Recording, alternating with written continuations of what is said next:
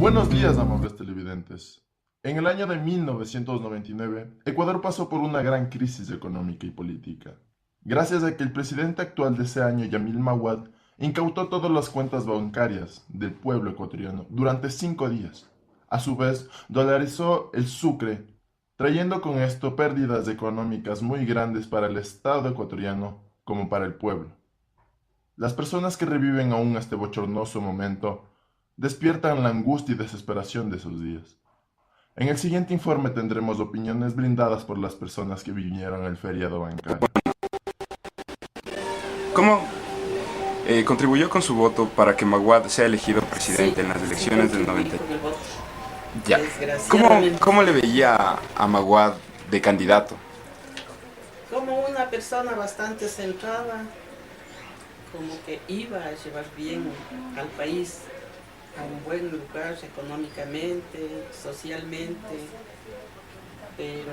La crisis del sistema financiero ecuatoriano tuvo múltiples orígenes, pero los más importantes se deben a las políticas neoliberales implantadas por el gobierno de Sixto Durán, a través de medidas que dieron rienda suelta a la especulación financiera y al otorgamiento de créditos vinculados. Frente a la devaluación del sucre y los rumores de que se produciría un feriado bancario, ¿usted qué represalias tomó?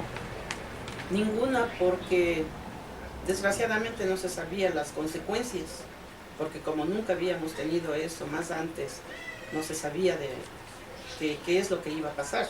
Entonces no se tomó ninguna represalia.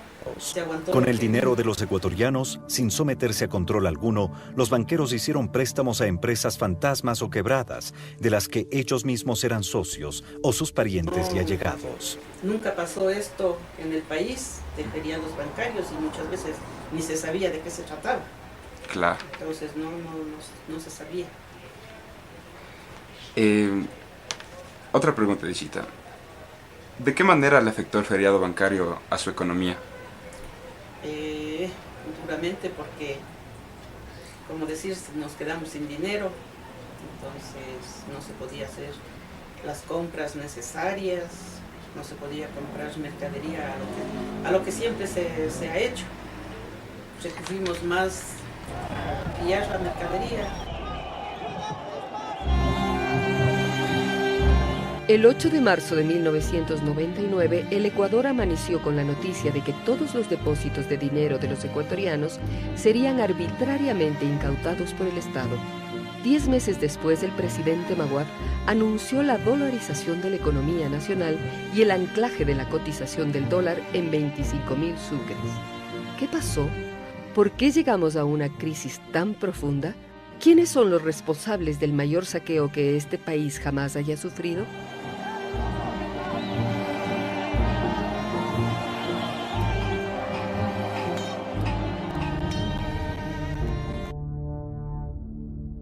En Bretton Woods se establecieron normas para que los banqueros no puedan jugar con los ahorros de los depositantes en los mercados de valores, ¿no es cierto? Porque cuando ganaban, qué inteligentes son los banqueros. Cuando perdían, perdieron los depositantes. Se les prohibió que los banqueros tengan empresas en otros campos. El sistema monetario que fija el valor de una moneda con el patrón oro se denomina convertibilidad.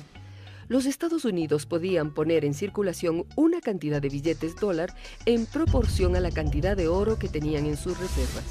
Pero la disputa por la hegemonía mundial enfrentó a Estados Unidos y a la ex Unión Soviética.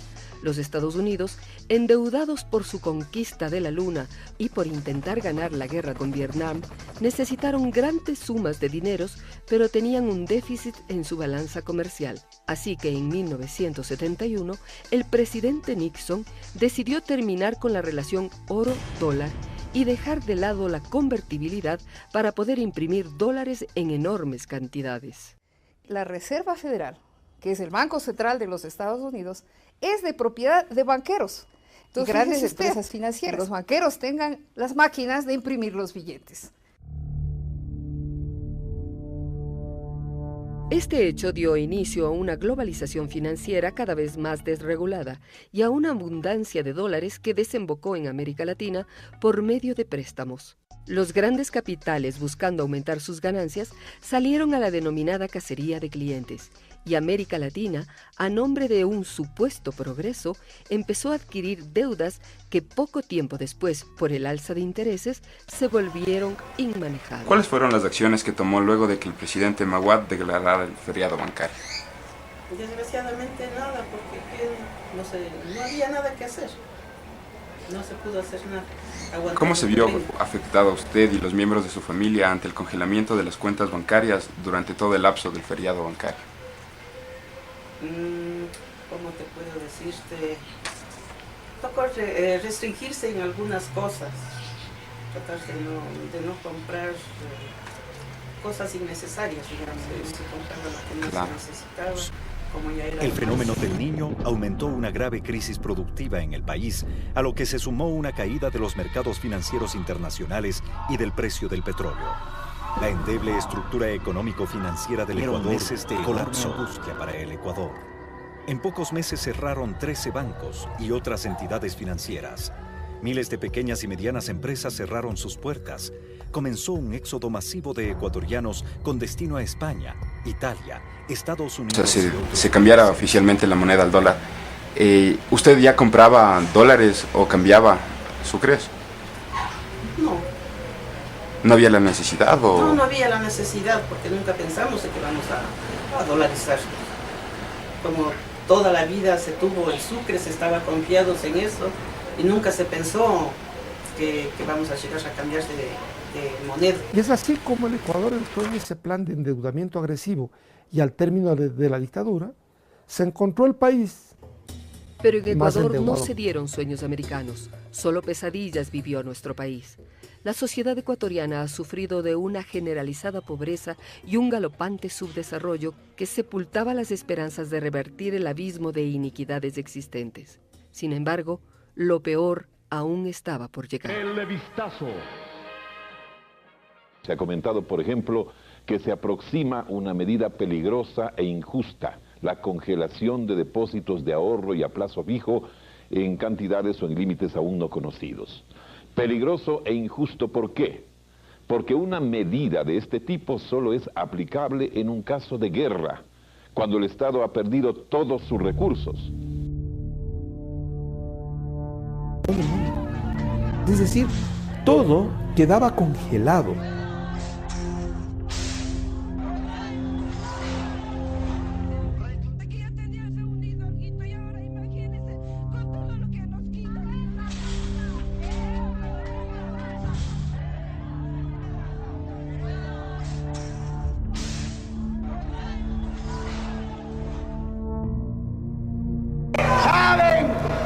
Cuando Guayaquil levanta el vaso de guerra, es porque guerra habrá.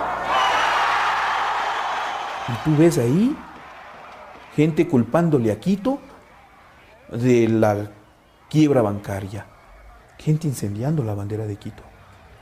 No se entendía que había que protestar contra el banquero.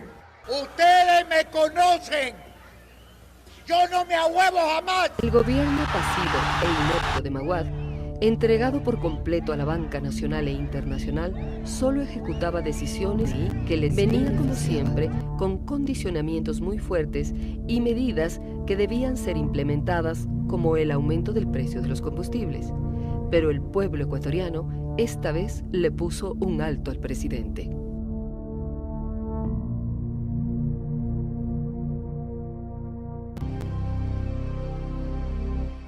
El 9 de enero, Yamil Maguad, como último recurso para no ser derrocado, decidió dolarizar la economía nacional en una paridad de 25.000 sucres por dólar. Así perdimos nuestra moneda. Esta medida benefició nuevamente a los banqueros, exportadores, industriales y grandes grupos económicos. O sea, de sucres a dólares, sí resultaba un poco duro hasta no acostumbrarse. Secuelas del salvataje bancario y el congelamiento de depósitos aún persisten entre nosotros.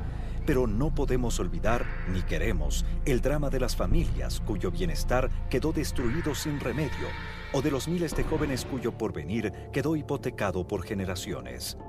Como tampoco olvidaremos el rostro de los culpables, sobre los que, en general, ha caído una injusta cortina de impunidad. ¿Qué pasó, señor presidente? ¿Qué pasó? pasó con sus promesas? ¿Qué pasó? ¿Dónde está aquel futuro que prometió? ¿Dónde está aquel progreso que juró? ¿Qué pasó, señor presidente? ¿Qué pasó?